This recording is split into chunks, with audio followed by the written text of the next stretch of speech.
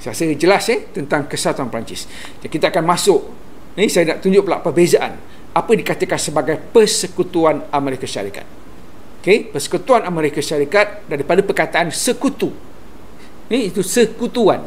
Kerajaan pusat dan kerajaan negeri. Ada dua kerajaan, kerajaan pusat dan kerajaan negeri yang bersekutu di bawah satu pentadbiran dipanggil United States of America. Okey, kita lihat yang pertama. Okey, inilah Amerika, ada 50 negeri dalam wilayah Amerika Syarikat, sangat besar. Jadi mungkin Persekutuan Amerika lah yang paling sesuai jika dibanding dengan kesatuan. Okay, jadi negara Persekutuan Amerika Syarikat ni untuk kita memahami lebih mendalam, saya jelaskan sekarang Okey, yang pertama, persekutuan merupakan gabungan beberapa buah wilayah atau negeri yang dahulunya bebas, tetapi kemudiannya menjadi negara bersekutu di bawah satu perlembagaan pusat. Okey, negeri-negeri ini ada 50 wilayah, mula dengan 13. Amerika ni mula dengan 13 koloni British. British koloni. Ada 13 yang membuka wilayah Amerika pada waktu itu. Jadi daripada 13 yang asal itu dia jadi 50 persekutuan yang bergabung di bawah satu persekutuan yang berpusat di Washington. Diketuai oleh seorang presiden di Rumah Putih atau White House. Maka terbentuklah sebuah persekutuan. Persekutuan itu adalah gabungan beberapa wilayah. Jadi ada kerajaan pusat di Washington dan kerajaan negeri di 50 buah negeri di Amerika Syarikat. Itu dikatakan sebagai persekutuan. Faktor yang memungkinkan sebuah negara itu membentuk negara persekutuan. Kenapa Amerika jadi persekutuan? Pertama, pertahanan sebuah negara itu lemah untuk menghadapi ancaman musuh ataupun luar. Jadi kalau dia berpecah-pecah, negeri itu banyak berpecah-pecah, dia tidak bersekutu, ataupun dia tidak bersatu di bawah satu bentuk kerajaan, dia akan lemah dari segi pertahanan. Ini tidak mentahankan wilayah aja daripada serangan lain, mungkin masalah. Ini sebab dia satu wilayah yang kecil. Itu satu sebab yang menjadikan mereka masuk dalam persekutuan, bergabung di bawah satu yang dipanggil persekutuan. Gabungan itu dalam bentuk sekutu. Satu sebab yang pertama. Kedua, kedudukan akan lemah jika menjalankan aktiviti ekonomi secara persendirian. Kalau setiap wilayah, setiap negeri di Amerika Syarikat itu menjalankan pentadbiran mereka sendiri dengan ekonomi mereka sendiri, maka dia tidak akan menjadi satu negara yang kuat. Sebab kedudukannya yang kecil, kedudukan kekayaan ekonomi negaranya yang kecil. Jadi dia tidak akan menjadi satu persekutuan. Sukarela menyertai persekutuan kerana sebuah negeri atau wilayah akan menjadi bertambah kuat dan maju. Jadi gabungan itu berlaku disebabkan persetujuan, sukarela. Negeri-negeri yang berada itu mahu bergabung dalam satu persekutuan, maka lahirlah sebuah negara yang dipanggil Amerika Syarikat. Seperti gabungan atau pembentukan Malaysia daripada 9 negeri di Tanah Melayu, Sabah, Sarawak, sebelum itu ada Brunei ditawarkan, begitu juga Singapura. Itu akhirnya membentuk Persekutuan Malaysia yang ada hari ini. Tapi sekarang kita lihat contoh Persekutuan Amerika Syarikat. Jadi gabungan Amerika Syarikat itu berdasarkan persetujuan wilayah-wilayah ataupun negeri-negeri di dalam Amerika Syarikat itu untuk membentuk satu kerajaan yang dipanggil Kerajaan Persekutuan United States of America. Ini yang saya katakan tadi. Jadi kedua-dua kerajaan pusat dan kerajaan negeri ini memiliki bidang kuasa masing-masing. Kerajaan negeri memiliki bidang kuasa kerajaan negeri di peringkat negeri dan kerajaan pusat memiliki bidang kuasa di peringkat pusat. Jadi perkongsian kuasa itu berlaku seperti raja ini. Itu yang dikatakan sebagai persekutuan. Jadi gabungan yang awal itu bagaimana untuk kita memahaminya? Bagaimana bentuk gabungan awal sebuah Persekutuan Amerika Syarikat? Saya akan jelaskan. Ini dia yang saya katakan tadi sebagai persekutuan. Saya tengok ada soalan. Saya teruskan. Kerajaan persekutuan. Persekutuan tu terdiri pada 3 kerajaan. Pertama, kerajaan pusat yang mengetuai persekutuan. Kalau Amerika di Washington. Kerajaan negeri 50 negeri tadi. Gabungan negeri-negeri dalam Persekutuan Amerika Syarikat. Daripada 13 sekarang ada 50. Ini kerajaan negeri ataupun state. Di bawah negeri itu ada kerajaan tempatan ataupun PBT. Yang mentadbir urus dari peringkat daerah ataupun mungkin di peringkat bandar-bandar. Itu adalah kerajaan tempatan. Jadi masing-masing memiliki bidang kuasa berdasarkan hierarki kedudukan kawasan politik ataupun kawasan pentadbiran sesuatu tempat. Okey, bergantung kepada banyak perkara yang mempengaruhinya dari segi komposisi penduduk, dari segi jumlah kuasa undi ataupun jumlah ahli parlimen di peringkat masing-masing, di peringkat negeri. Itu yang menggambarkan kuasanya. Dia yang menggambarkan bidang kuasa tertentu setiap negeri itu. Tetapi kuasa penuh adalah di tangan kerajaan pusat. Jadi ada bidang kuasa pusat, ada bidang kuasa negeri, ada bidang kuasa kerajaan tempatan ataupun PBT. Jadi gabungan pusat dengan wilayah-wilayah berkenaan akan menyerahkan kedaulatan wilayah dan ketaatan rakyatnya kepada kerajaan persekutuan. Jadi melalui gabungan persekutuan, ini pelajar kena faham.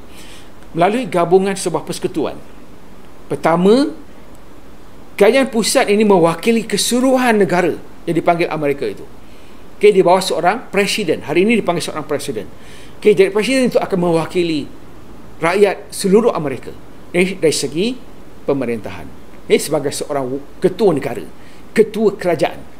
Presiden adalah ketua negara dan dia juga adalah ketua kerajaan. Jadi kedaulatan wilayah dan ketaatan setia rakyat kepada presiden yang memerintah negara tersebut. Jadi ada beberapa perkara tertentu yang dijamin oleh perlembagaan persekutuan. Itu kena kita jelas. Kita nak kena faham. Apakah konsep persekutuan yang digunakan di Amerika Syarikat ini sama dengan apa yang digunakan di Malaysia ataupun apakah kelebihan dan kekurangannya. Itu pelajar boleh lihat sendiri nanti ya. Ini sebagai satu perbandingan.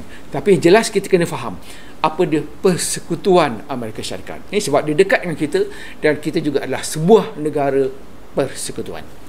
Okey, saya teruskan. Okey. Perlembagaan Amerika Syarikat tetap memberikan kebebasan kepada negeri-negeri untuk menggumbal undang-undang berkaitan dengan adat dan budaya tempatan. Itu pertama. Ini prinsip dari segi ciri-ciri kesatuan persekutuan Amerika Syarikat. Pertama, memberi kebebasan kepada negeri-negeri untuk menggubal undang-undang yang berkaitan dengan adat dan budaya tempatan kerana setiap negeri memiliki latar belakang dan sejarah yang berbeza. Itu dari segi perlembagaan. Pada awal ini Amerika memberi, kerajaan persekutuan Amerika yang berpusat di Washington itu memberi kebebasan kepada negeri-negeri untuk menggubal undang-undang berkaitan dengan adat dan budaya tempatan. Itu perkara pertama. Amerika mempunyai 50 buah negeri dan saiznya luas, penduduknya juga berbilang kaum. Itu yang saya katakan tadi. Dari segi kedudukan geografi, topografi, dari segi kekayaan negara dan sebagainya, itu juga mempengaruhi pembentukan sebuah negara, dan Amerika adalah sebuah persekutuan. Ini mungkin disebabkan ini. Yang ketiga, negara persekutuan yang dibentuk daripada 13 buah negeri menjadi koloni, daripada koloni British. 3 buah negeri yang pernah menjadi koloni British. Itu yang kita panggil sebagai 13 koloni British. Itu adalah asas kepada pembentukan sebuah negara yang kita panggil Amerika Syarikat. Ada beberapa perkara penting, saya terus jelaskan. Dalam artikel persekutuan yang digubah supaya Amerika bebas daripada kerajaan British. Selepas 13 negeri bebas daripada British, maka 13 negeri ini akan bergabung membentuk persekutuan Amerika Syarikat yang awal. Namun artikel yang dianggap sebagai piagam kerajaan pertama di Amerika Syarikat telah menunjukkan sebuah kerajaan yang lemah. Persekutuan yang awal ni lemah. Itu maksudnya. Persekutuan yang awal ini lemah kerana kerajaan pusat tidak diberi kuasa yang banyak. Sebab dia hanya gabungan 13 negeri itu secara longgar. Jadi kuasa pusat itu tidak jelas. Jadi masing-masing ada kuasa masing-masing, kuasa untuk menggubal undang-undang. Jadi berlaku pencanggahan antara peringkat pusat dan peringkat negeri waktu itu.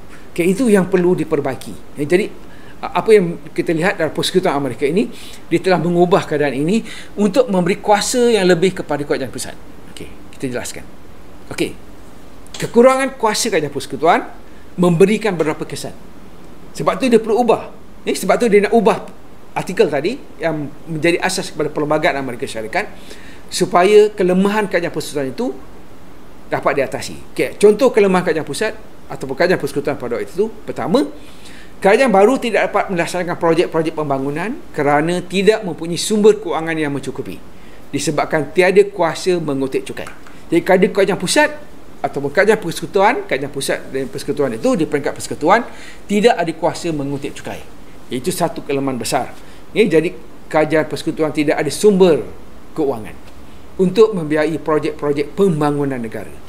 Okey, di setiap wilayah yang bergabung dalam Persekutuan Amerika Syarikat. Itu masalah pertama yang mereka hadapi.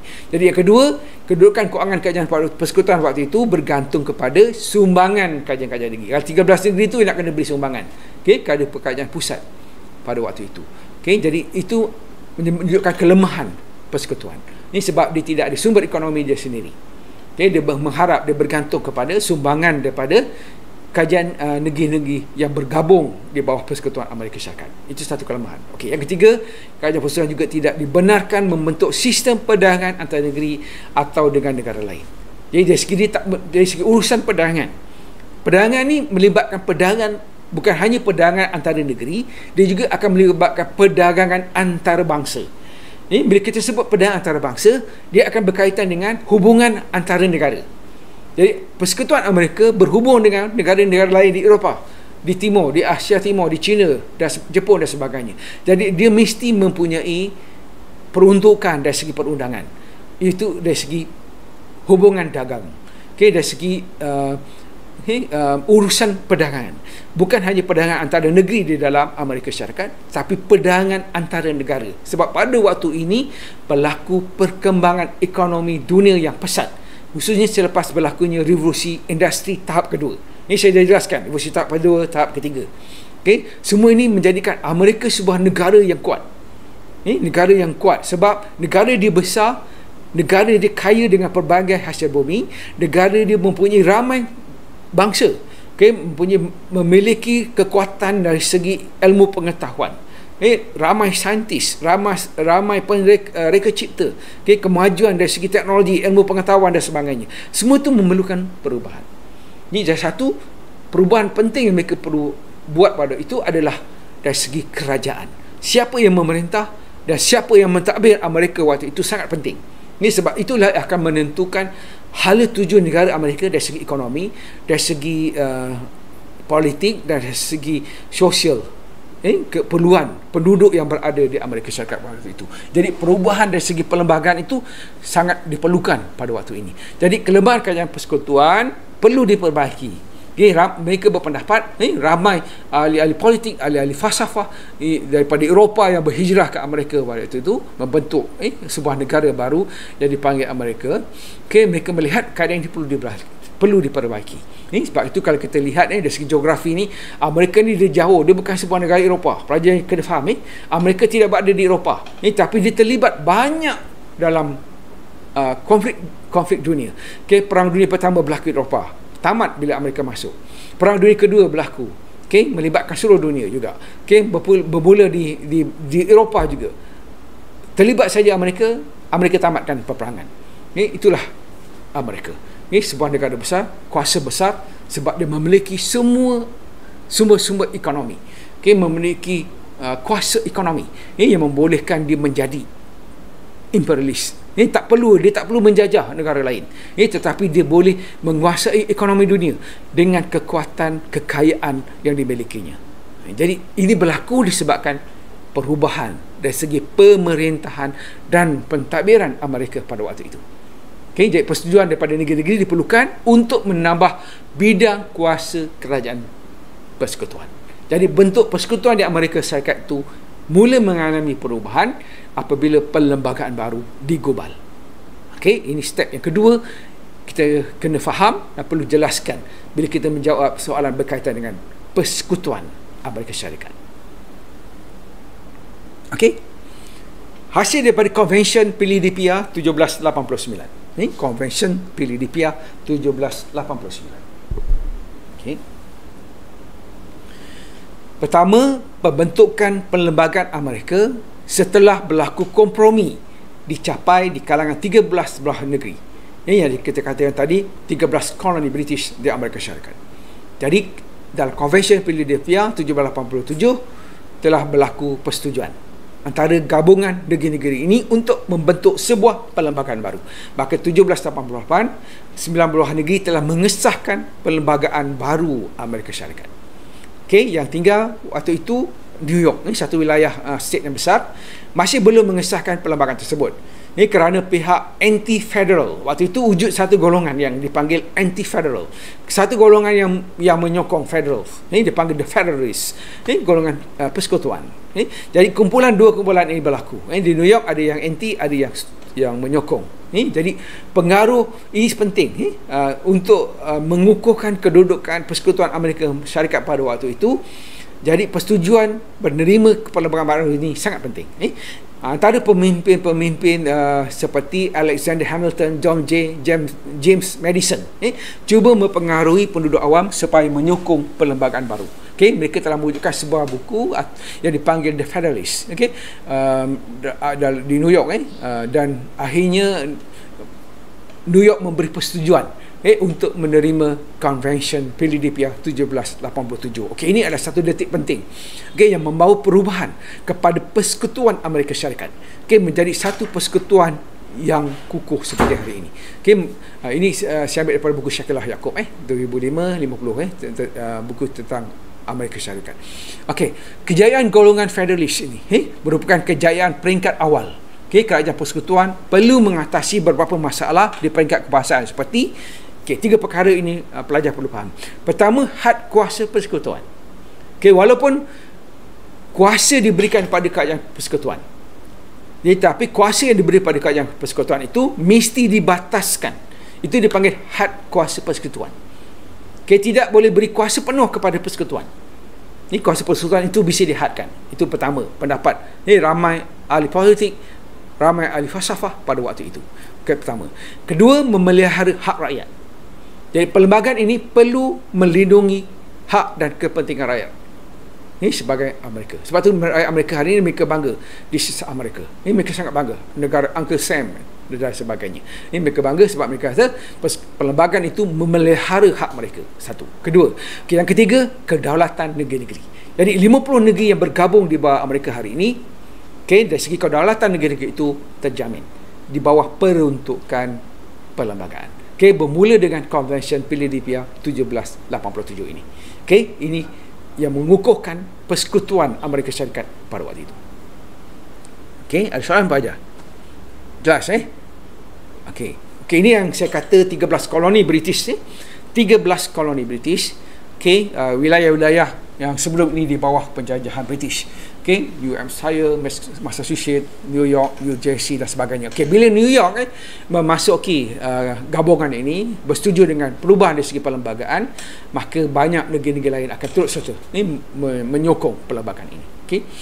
Itu sesuatu perkembangan yang pesat waktu itu. Kita nak memahami perlembagaan Amerika Syarikat dari segi persekutuan Amerika Syarikat. Jadi beberapa pindaan telah dibuat.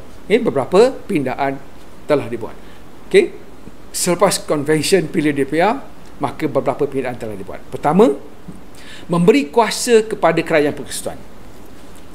Kuasa baru, kedudukan kerajaan persekutuan Amerika itu diperkuatkan. Pertama, dari segi menentukan mata wang. Menilai dari segi nilai, mengeluarkan mata wang. Bank pusat, bank persekutuan Amerika tu, semua di peringkat persekutuan. Jadi mata wang diselaraskan di semua negeri di bawah persekutuan Amerika Syarikat. Dari segi mata wang, penyerasan dari segi mata wang. Kedua, mengisytiharkan peperangan. Dari segi politiknya, jadi setiap negeri itu yang bergabung di bawah persekutuan Amerika Syarikat, kuasa untuk mengisytiharkan peperangan adalah kuasa Presiden Amerika Syarikat. Dengan persetujuan Senat Amerika Syarikat. Itu dipanggil mengisytiharkan peperangan. Kuasa ini diberi kepada Presiden Amerika Syarikat. Ketiga, mengenakan cukai, menentukan kadar cukai dan sebagainya ditentukan oleh kerajaan persekutuan Amerika Syarikat. Itu kuasa ketiga yang diberikan. Kuasa keempat, mengubah undang-undang berkaitan dengan kehakiman seluruh Amerika dari segi bidang kehakiman, tapi disesuaikan dengan peringkat pusat. Itu ada perkara-perkara di peringkat negeri ataupun state tadi yang ada bidang kuasanya. Dan misalnya berkaitan dengan adat tempatan, budaya tempatan dan sebagainya. Itu disesuaikan mengikut kehendak majoriti masyarakat di state tersebut. Dan yang kelima, dari segi bidang perdagangan. Jadi hubungan dagang, peraturan-peraturan perdagangan, dari segi sistem timbangan, ukuran dan sebagainya, semua itu ditentukan oleh kerajaan pusat di peringkat persekutuan. Okey, ini perkara penting yang mengukuhkan kedudukan persekutuan. Jelas pelajar? Sangat penting Okey, dari segi bentuk persekutuan Amerika Syarikat itu, jadi kajian persekutuan inilah bidang kuasa kajian persekutuan yang diketuai oleh seorang presiden, iaitu Presiden Amerika. Okey, presiden boleh membatalkan undang-undang dengan menggunakan kuasa veto dan boleh mengawasi Kongres. Okey, Kongres. Kongres ni ada di Dewan Senat, Dewan Perwakilan yang juga mempunyai kuasa Kongres. Kongres memilih pula, okey, ini saya nak pelajar faham okey, kita masuk step yang ketiga. Okey, dari segi persekutuan, apabila persekutuan Amerika itu diperkukuhkan, persekutuan Amerika itu semakin jelas. Okey, daripada gabungan yang longgar tadi, persekutuan itu menjadi lebih mantap. Okey, apabila kuasa kajian persekutuan itu dipertingkatkan. Okey, dari 5 segi yang saya berikan tadi, mata wang sampailah kuasa dari segi bidang perdagangan dan juga hubungan luar. Hubungan luar Amerika Syarikat adalah bidang kuasa kajian persekutuan. Tambah satu lagi, dari segi hubungan luar. Okey, semua perkara yang berkaitan dengan hubungan Amerika dengan negara lain, polisi Amerika terhadap dasar luar Amerika, semuanya adalah diputuskan oleh Presiden. Presiden Amerika Syarikat yang menentukan hala tuju hubungan Amerika dengan negara-negara lain. Okey, itu adalah kuasa kerajaan persekutuan. Okey, jelas pelajar. Okey, saya nak jelaskan step yang ketiga. Okey, dalam Perlembagaan Amerika Syarikat, okey, Perlembagaan Amerika menggariskan dengan terperinci, okey, badan-badan yang memerintah Amerika Syarikat. Nanti saya akan tunjukkan rajah tu. Sama ada badan perundangan. Okey, badan perundangan yang membuat undang-undang, menggubal undang-undang. Okey, yang menggubal dan meluluskan undang-undang. Kemudian badan eksekutif. Okey, badan yang membuat keputusan. Presiden membuat keputusan. Okey, badan eksekutif yang paling penting. Okey, mengetahui dasar dan sebagainya, dari ada kementerian jabatan dan sebagainya. Okey, kemudian badan kehakiman dan juga badan pelaksana, ketua hakim dan sebagainya. Okey, semua itu adalah badan-badan yang ditentukan oleh perlembagaan. Jadi perlembagaan mereka menentukan secara terperinci bagaimana badan-badan ini memerintah. Pemerintahnya presiden. Bagaimana dia mentadbir negara berdasarkan badan-badan yang diwujudkan tadi sebagai institusi pemerintahan. Iaitu badan perundangan, badan kehakiman, badan pelaksana, badan badan eksekutif. Okey? Jadi wujud satu timbang tara. Okey, sebagai pelindungan unsur-unsur authoritarian. Sebab persekutuan Amerika, Perlembagaan Amerika melihat bahawa perlu ada satu sistem yang dipanggil timbang tara. Ini dipanggil doktrin penagihan kuasa. Okey, sistem timbang tara untuk menghadkan. Sebab tu tadi yang awal tadi saya dah jelaskan, menghadkan kuasa pusat, kuasa persekutuan. Okey, jadi dia perlu mengimbangkan. Mesti ada satu sistem timbang tara untuk mengimbangi kuasa pusat tadi. Okey, supaya dia tidak akan memonopoli kuasa dan menindas kajian negeri. Itu yang perlu dilihat. Jadi simbang tara ini yang dikatakan apabila undang-undang itu diwujudkan, pihak yang boleh mengawasi pihak yang lain. Contoh, presiden. Presiden boleh membatalkan undang-undang dengan menggunakan kuasa veto. Jika dirasa undang-undang yang diputuskan oleh badan perundangan, sama ada oleh Dewan Senat dan Dewan Kongres tadi, Dewan Perwakilan, presiden rasa tak sesuai, tak setuju dengan kehendak dia, tidak setuju dengan hala tuju dasar dia, maka dia akan membatalkan undang-undang itu menggunakan kuasa veto, kuasa pembatal. Kuasa veto adalah kuasa pembatal. Okey. Tetapi pada masa yang sama, Kongres ini boleh jadi timbang tara. Kongres yang diketuai oleh Dewan Senat dan Dewan Perwakilan juga ada kuasa veto. Dia boleh batalkan kuasa veto presiden jika dia mempunyai 2/3 undi. 2/3 undi. Kalau kita lihat hari ini ada dasar-dasar presiden atau undang-undang yang diperlukan oleh Presiden Amerika Donald Trump misalnya, okey, dibatalkan oleh kuasa veto yang digunakan oleh Senat Amerika. Okey, jadi Senat Amerika power, mempunyai kuasa untuk menimbang tara dari segi keperluan persekutuan dan keperluan negeri dalam menentukan takbir urus sebuah negara yang besar seperti Amerika. Okey, itu perkara penting yang saya rasa ada persamaan, ada perbezaan dari segi persekutuan Malaysia pada hari ini. Okey, jadi pelajar boleh lihat perkara-perkara tersebut. Okey, kita teruskan.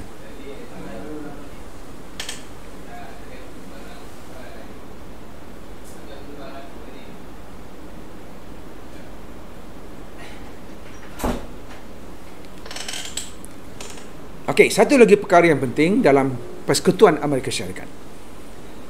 Kerajaan persekutuan diberi kuasa yang lebih luas. Ini melalui perubahan perlembagaan yang saya jelaskan tadi. Okey, jadi kuasa yang diberikan kepada kerajaan persekutuan itu, rakyat Amerika waktu itu tidak menentang.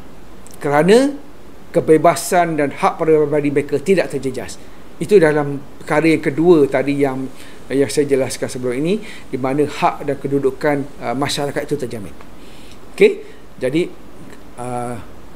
kuasa itu masih dari segi hak asasi, hak peribadi dan sebagainya, itu hak rakyat itu terjamin. Itu yang menjadi kebanggaan rakyat Amerika. Okey, kuasa yang berkaitan dengan dasar luar, perdagangan yang diberikan kepada kerajaan persekutuan. Kuasa berkaitan dengan dasar luar, perdagangan diberikan kepada kerajaan persekutuan. Jadi kedudukan persekutuan itu kuat, dan Amerika Syarikat kalau kita lihat hari ini, dia mengawal, dia menjadi kuasa ekonomi dunia. Okey, sekarang dia dapat saingan daripada China. Okey, dulu Amerika adalah kuasa ekonomi dunia, dan Amerika juga adalah kuasa besar yang juga menguasai politik antarabangsa. Okey, banyak konflik dunia diselesaikan apabila Amerika campur tangan.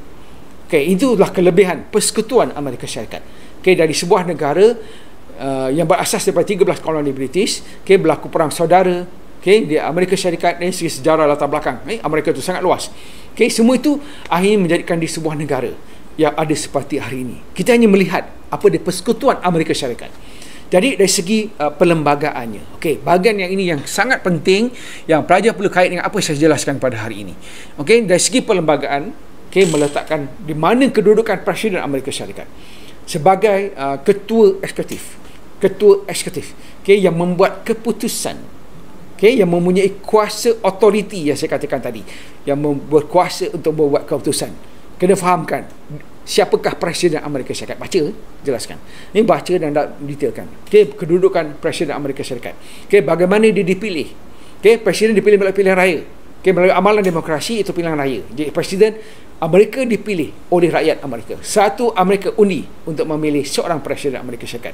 Dan Presiden Amerika ini ada kriteria dia untuk memilih dia seorang Presiden. Dia mewakili parti apa, bagaimana, macam mana parti itu memilih dia. Okey, tolong baca itu, jelaskan. Ini cuba fahamkan. Dari segi perlembagaannya, dari segi peruntukan. Presiden boleh merintah secara selama dua saja. Dua musim. 8 tahun. Satu sesi 4 tahun, satu sesi lagi 8 tahun sahaja.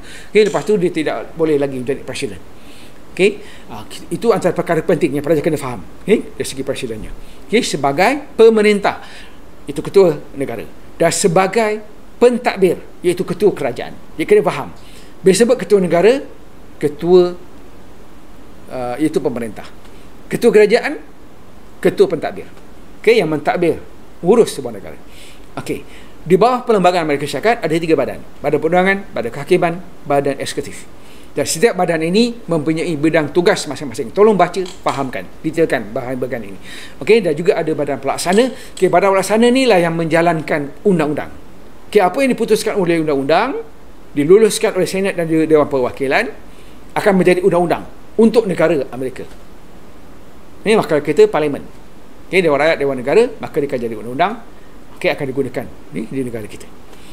Okay, Perdana Presiden akan menjalankan kuasa mentadbir, menentukan dasar-dasar yang kita lihat tadi, okay, dasar ulua, dasar perdagangan dan sebagainya, sebagai ketua yang eksekutif yang membuat keputusan, okay, melalui biro-biro kementerian-kementerian, menteri-menteri di bawah kabinet Presiden. Jadi dia akan mentadbir urus negara Amerika waktu itu dari segi pentadbiran. Okay, sebarang pelanggaran undang-undang untuk menentukan keharmonian dan keselamatan negara, maka wujudnya badan pelaksana, polis. Sebab tu di Amerika kita lihat banyak polis kan, banyak di setiap negeri uniform dia berbeza, masing-masing ada. Sebab tu di bidang kuasa wilayah atau state, bidang kuasa state masing-masing dalam segi mewujudkan badan pelaksana, okey, untuk melaksanakan undang-undang yang telah diputuskan, di peringkat persekutuan dan juga di peringkat negeri. Okay, jadi tidak ada sebarang pertindahan itu dengan automatiknya dia akan terhapus. Jadi badan kehakiman, setiap state ada hakim. Okey, pada kehakiman itu akan memutuskan. Okey, orang yang bersalah akan dibawa kepada hakim, hakim akan memutuskan salah ataupun tidak. Dengan pembuktian. Jadi perlu dibuktikan di mahkamah. Seorang itu hanya dijatuhkan hukuman apabila mahkamah membuktikan dia bersalah. Okey, itu adalah badan kehakiman. Ini daripada peringkat magistrate sampailah mahkamah tinggi. Okey, dan semua ini pelajar kena faham. Ada satu benda penting, dia dipanggil doktrin pengagihan kuasa. Okey, dalam doktrin ini, okey, bila presiden dilantik, dia mempunyai bidang kuasa dia sendiri. Okey, jadi dia mesti mengikut amalan demokrasi, dia ada kuasa dia. Jadi dia tak boleh dilucutkan. Nak lucutkan dia, kena ada syarat-syarat tertentu. Okey, itu semua di dalam peruntukan. Dia ada kuasa presiden. Okey, kuasa veto presiden dan sebagainya. Okey, kemudian badan perundangan, Dewan Senat, Dewan Perwakilan, dia ada kuasanya. Bila dia lantik, dipilih oleh rakyat dan pilihan raya, dia ada kuasa dia tersendiri yang tidak boleh dicampur, diganggu, gugat oleh bahagian-bahagian lain. Presiden tak boleh campur tangan. Badan kehakiman tidak boleh mempengaruhinya. Okey, begitu juga badan kehakiman. Ketua hakim dilantik, hakim dilantik. Okey, presiden tak boleh mempengaruhi hakim. Ahli parlimen tidak boleh mempengaruhi hakim. Okey, sebab badan kehakiman itu berdiri sendiri. Itu dipanggil doktrin penghakiman kuasa. Jadi apabila dilantik, setiap badan ini memiliki kuasanya tersendiri. Jadi dia berdiri sendiri. Itulah yang dikatakan sebagai Persekutuan Amerika Syarikat. Okey, sebuah gabungan berbentuk persekutuan yang menggabungkan semua negeri-negeri di bawah wilayah Amerika Syarikat. Jadi gabungan ini akan ditentukan, ditimbang tara, di check and balance, dari segi keseimbangan kuasa peringkat pusat dan peringkat negeri, okey, ataupun peringkat tempatan, okey, melalui perlembagaan. Okay, yang menentukan bidang kuasa setiap badan. Tolong baca, fahamkan, detailkan setiap badan yang saya nyatakan ini, dan juga kuasa presiden dan apa dia dikatakan sebagai doktrin penghakiman kuasa, dan bagaimana amalan demokrasi itu ada wujud dalam Persekutuan Amerika Syarikat. Okey pelajar?